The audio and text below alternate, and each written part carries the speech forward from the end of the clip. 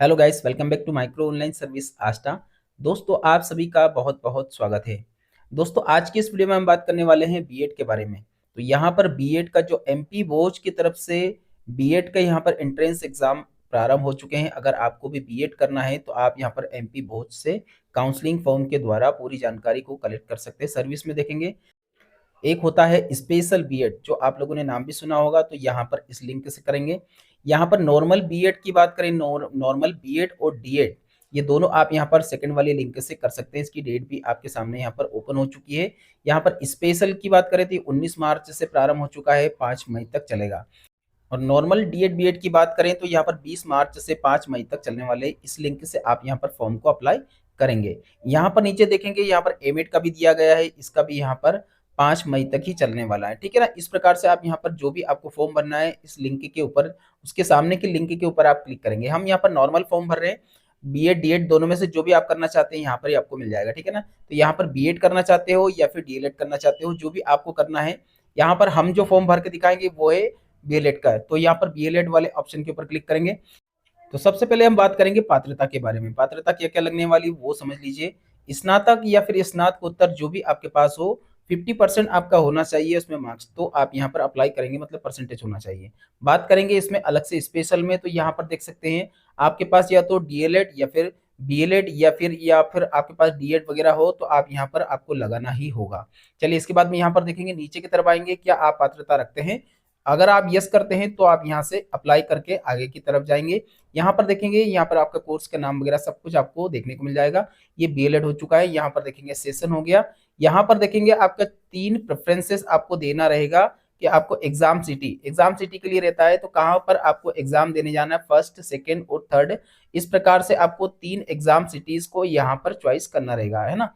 First, second और third. अगर आपका मान लो फर्स्ट और सेकंड दोनों फुल हो गए तो फिर आपको थर्ड मिलेगा। इस प्रकार से आप अपने अनुसार आपको यहाँ पर सेलेक्ट कर लेना है। मीडियम क्या रखना है वो आप यहाँ पर इंग्लिश, हिंदी, जो भी आपको रखना चाहते हैं। हम यहाँ पर हिंदी सेलेक्ट किया हमने। अब इसके बाद में यहाँ से आपका जो फॉर्म रहता है, पर्सनल डिटेल की बात करें तो यहाँ से आपका फॉर्म स्टार्ट होता है।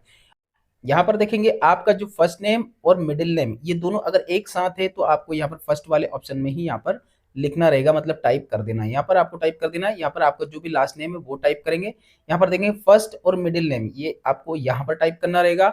लास्ट नेम जो भी लगता है वो आप यहाँ पर टाइप करेंगे। ठीक है। यहाँ पर देखेंगे आपका फादर का नाम, यहाँ पर मदर्स का नाम, ये आपको टाइप कर देना है। इसके बाद में ये सारी जानकारी आपको टाइप करना रहेगा 10th की मार्कशीट के अकॉर्डिंग। यहाँ पर डेट ऑफ बर्थ हो गया, जेंडर हो गया। इसके बाद में ये सारी जानकारी आपको सेलेक्ट कर लेना है। यहाँ पर आपको टाइप कर देना है कैटेगरी, कौन सी कैटेगरी से आप बिलोंग करते हैं, उस कैटेगरी को आपको यहाँ पर चॉइस करना रहेगा। आप यहाँ पर जैसे ओबीसी करते हैं तो ओबीसी, या फिर आप अगर जनरल करते हैं तो जनरल, जो भी आपकी कैटेगरी बनती है वो। सर्टिफिकेट नहीं लगेगा अभी, बाद में जब आपका प्रोसेस होगा वहां होगा। यहाँ पर देखेंगे इनमें से कोई स्पेशल में आपके पास कोई कैटेगरी हो तो आप यहाँ पर लगा सकते हो, जो इसमें ड्रॉप डाउन में दी गई नहीं है तो नन करके छोड़ दीजिएगा।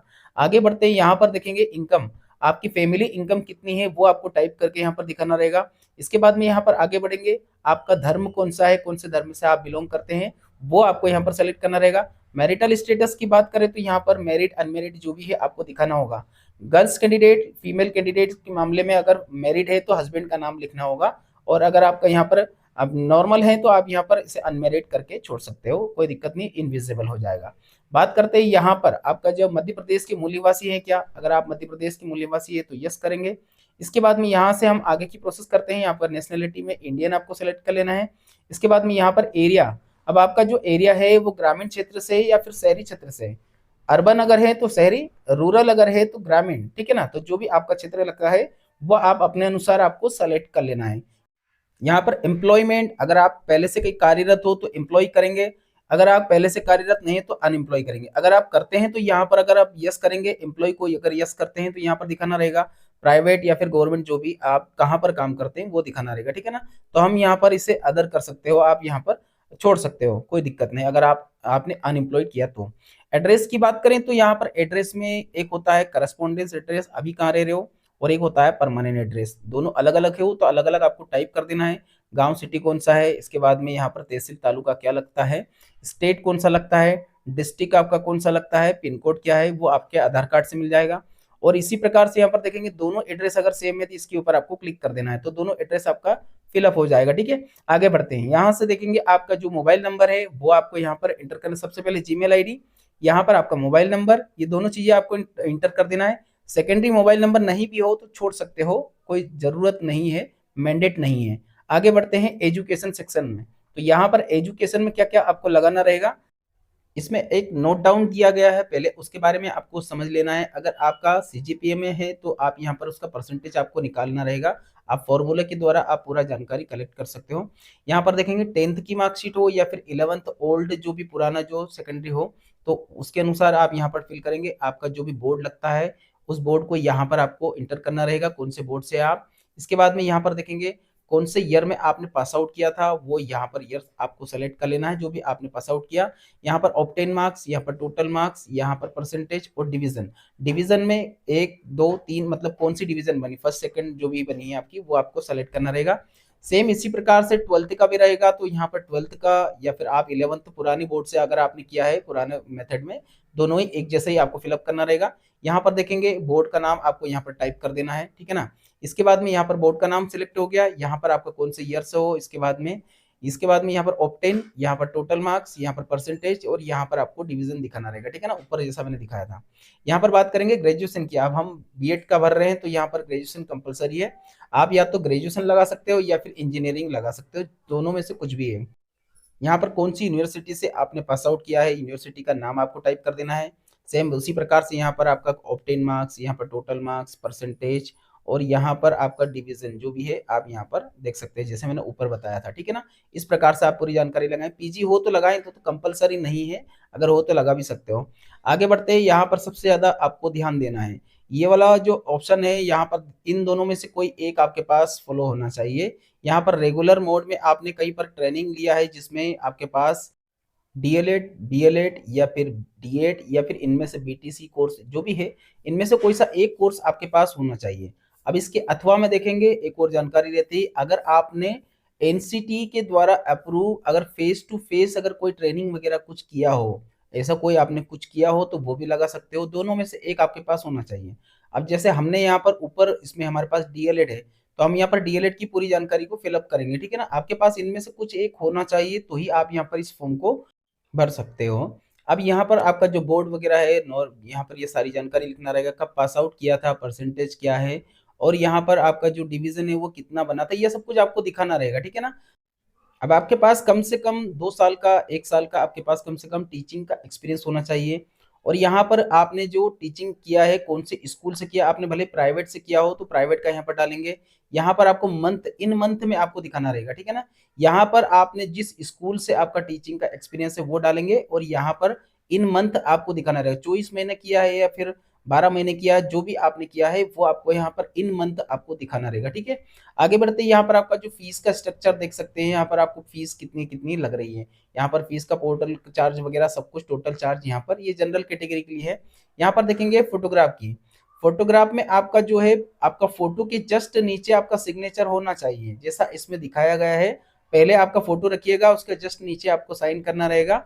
इसी प्रकार से इसी फॉर्मेट में आपको स्कैन करना रहेगा। अब बात कर लेते हैं, यहाँ पर आपका जो फोटोग्राफ है वो यहाँ पर आपको अपलोड कर देना है। मैं आपको बाद में दिखाऊंगा भी सही, ठीक है ना। यहाँ पर सबसे पहले हम बात समझ लेते हैं कि इसे सारी जानकारी कंप्लीट होने के बाद सबमिट कर देंगे। एक बात का समझिएगा, आपका जो पैसा है, आपका जो पेमेंट है वो रिफंड कैसे होता है। अगर आपने जैसे कंप्लीट फॉर्म भर दिया है, इसके बाद आप चाहते हैं कि उस फॉर्म को आपने कैंसिल कर दिया या फिर आप उसमें वापस से उसको रिफंड करना चाहते हैं, तो कैसे होगा। अगर आपने 15 दिन के अंदर अंदर विभाग को सूचित कर दिया, 15 दिन में अगर आपने सूचना दे दी तो आपका जो पैसा है वो कंप्लीट 100% आ जाएगा। यहाँ पर देखेंगे अगर आपने सूचना देने में जैसे 15 दिन से पहले अगर आपने सूचना दी है और कुछ टाइम 1-2 दिन ऊपर नीचे हो गए तो 80% का पैसा आपका आएगा। इसके बाद में यहाँ पर देखेंगे अगर 15 दिन से लेकर के तो यहाँ पर ऊपर का दिन अगर हो चुका है, 15 दिन से ऊपर हो चुके हैं, तो यहाँ पर उसमें भी आपको 80% तक का पैसा मिलेगा। और यहाँ पर इसमें दिया गया है कि अगर आपके 15 दिन निकल चुके हैं और उसके बाद अगले 15 दिन में आपने सूचित किया है तो 50% तक का आपका पैसा आएगा। और अगले 30 दिन तक, जैसे पूरे 1 महीने तक का आपने टाइम निकाल दिया उसके बाद सूचना दी है, तो आपको कोई पैसा रिफंड नहीं होगा। ठीक है, इस प्रकार से आप पूरी जानकारी को कंप्लीट करेंगे, फाइनली आपको सबमिट करना है। लेकिन सबसे पहले हम बात करेंगे फोटोग्राफ की। फोटोग्राफ जेपीजी फॉर्मेट में होना चाहिए, 200 केबी से ज्यादा नहीं होना चाहिए। और यहाँ पर उसका जो मैं आपको प्रोसेस करके दिखाऊंगा, यहाँ पर चूज फाइल के ऊपर क्लिक करेंगे, इस प्रकार से यहाँ पर फोटोग्राफ आएगा। उस फोटोग्राफ को आपको ऊपर नीचे से सब जगह से एडजस्ट करना रहेगा। ठीक है, मैं आपको दिखाऊंगा भी सही कैसे। तो इस प्रकार से आप अपने फोटोग्राफ को लगाएंगे, फोटो के जस्ट नीचे साइन होना चाहिए, और उसके बाद में आपको क्रॉप वाले ऑप्शन के ऊपर क्लिक कर देना है। यहाँ पर देखेंगे पूरी जानकारी यहाँ पर आ जाएगी, आपने जो फॉर्म भरा है उसका पूरा कंप्लीट यहाँ पर आ जाएगा। फाइनली आपको यहाँ पर प्रोसेस टू पेमेंट करेंगे। प्रोसेस टू पेमेंट करते हैं तो आपके सामने कुछ इस प्रकार के ऑप्शन आपको देखने को मिलेगा। नेट बैंकिंग से भी पेमेंट कर सकते हो, debit card, credit card, UPI, किसी से भी आप आसानी से पेमेंट को कर सकते हैं। अब बात कर लेते हैं इसका सिलेक्शन का प्रक्रिया कैसी रहती है। यहाँ पर देखेंगे आपको जो प्रोसेस रहता है, प्रोसेस आपको कैसे करना रहेगा। सबसे पहले तो आपने अपना फॉर्म को यहाँ पर फिलअप कर दिया, एप्लीकेशन हो चुका है। अब इसके बाद में एक एंट्रेंस एग्जाम होती है, एक एग्जाम आपको देना रहेगा। उस एग्जाम में अगर आप पास होते हैं तो फिर आपका यहाँ पर एडमिशन सफलतापूर्वक आपको एडमिशन मिल जाएगा।